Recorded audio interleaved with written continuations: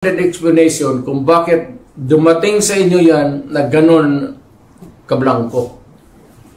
We are not, para ka binigyan ka ng blanco cheque dyan, o sige, bahala na kung ano ilagay ninyo. In the same manner, yung mga blanco-blanco dyan, whatever or whoever corresponds to that particular item is free to just fill up the amount.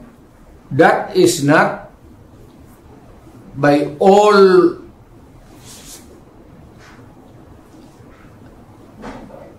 commandments of the law.